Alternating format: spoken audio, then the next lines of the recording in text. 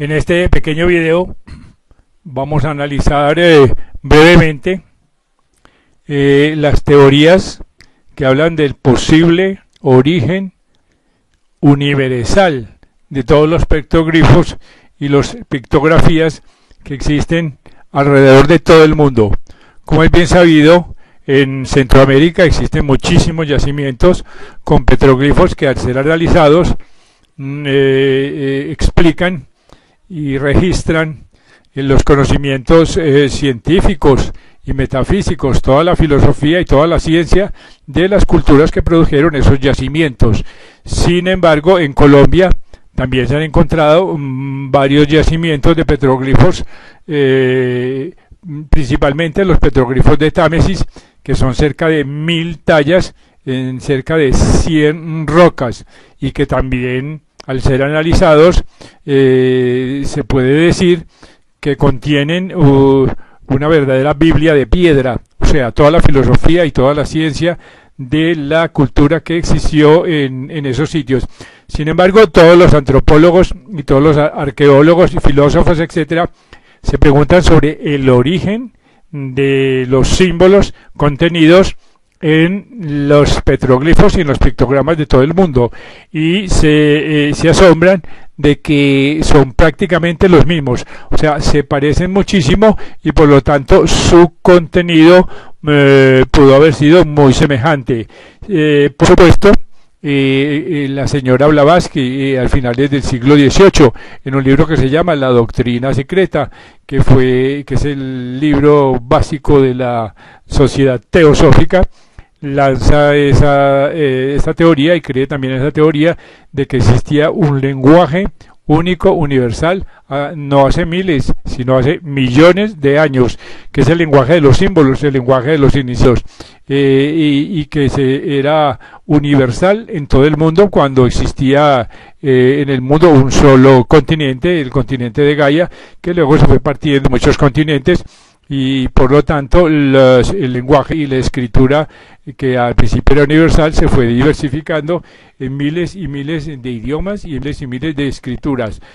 Por supuesto, esto está, las pruebas son tan antiguas que es posible que nunca se lleguen a validar, pero se han encontrado muchas pistas que llevan en esa dirección, de que hubo alguna vez, hace unos 50 millones de años, un solo gran continente sobre la Tierra, y que los habitantes de la Tierra tenían el mismo idioma y la misma escritura, que era la de los símbolos, llamado el censar.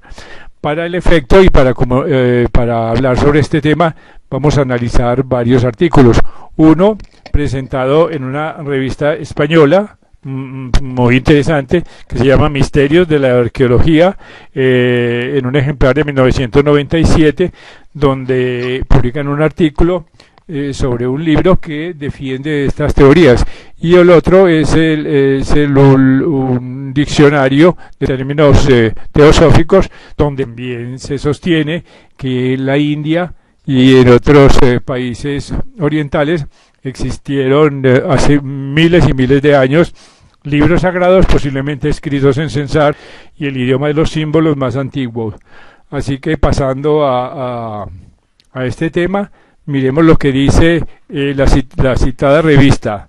Dice: posible existencia de un protolenguaje universal. Y dice: hace 50.000 años nuestros antepasados parece que utilizaban una lengua y una escritura común. Esto es al menos lo que plantea el lingüista americano Merritt Rutledge, de la Universidad de Stanford, en California. Dice: en su obra El origen de las lenguas, Rutledge sostiene que de las 5.000 o 6.000 lenguas que actualmente se hablan en el mundo, derivan de una sola lengua prehistórica, o sea, un lenguaje madre. Para ello se basa en las semejanzas de léxico y gramaticales establecidas entre las diferentes lenguas, familias de lenguas. Pero estas conclusiones, por su audacia, pueden chocar radicalmente con las que suelen sostener la mayoría de los expertos. Pero para elaborar la historia del lenguaje no solo hace falta un sólido conocimiento de modo en que estos van evolucionando con el tiempo, sino que es necesaria una buena dosis de paciencia y un enorme interés por la extrapolación teórica. Con la notable excepción del latín, que da origen a las lenguas románicas, pocas lenguas muertas han dejado testimonios escritos de su presencia y sus orígenes. Así, por ejemplo, el protogermánico, que es estimado como origen de las lenguas germánicas, que vendrían a ser el inglés, el alemán, el noruego, danés, etc. Se sabe que es un lenguaje supuesto y fue completamente reconstruido por los lingüistas, porque no dejó trazos de sus orígenes.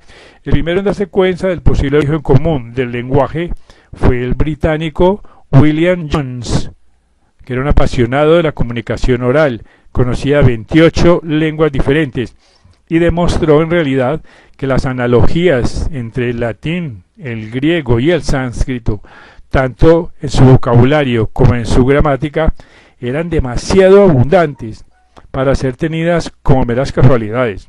Así que el indoeuropeo había nacido y con él las principales bases de la lingüística histórica.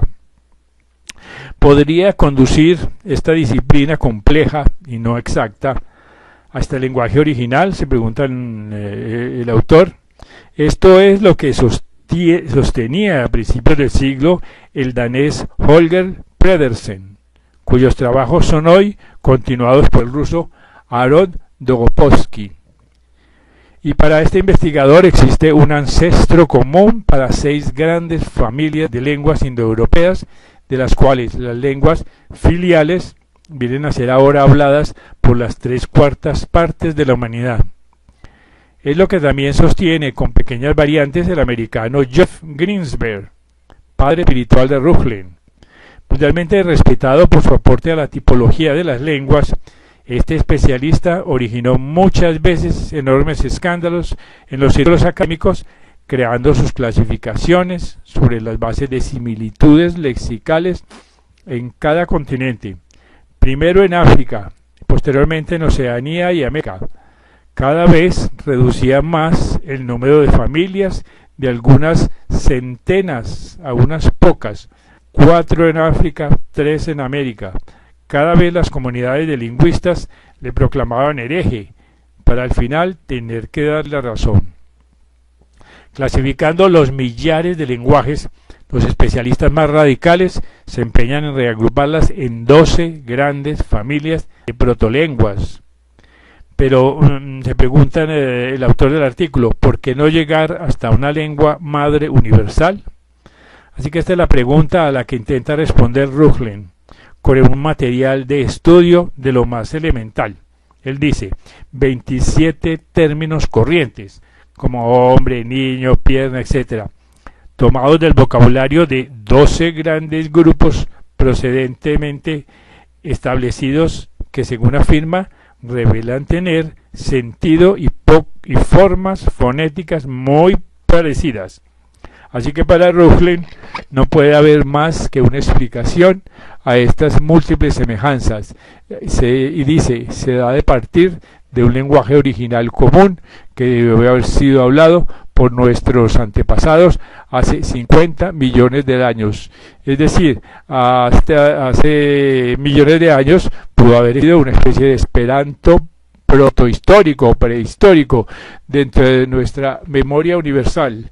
Así que este es pues una parte de los argumentos que se pueden presentar para afirmar que los petroglifos del municipio de Támesis y de todo Sudamérica y de todo el mundo tuvieron un lenguaje común que es llamado el censal.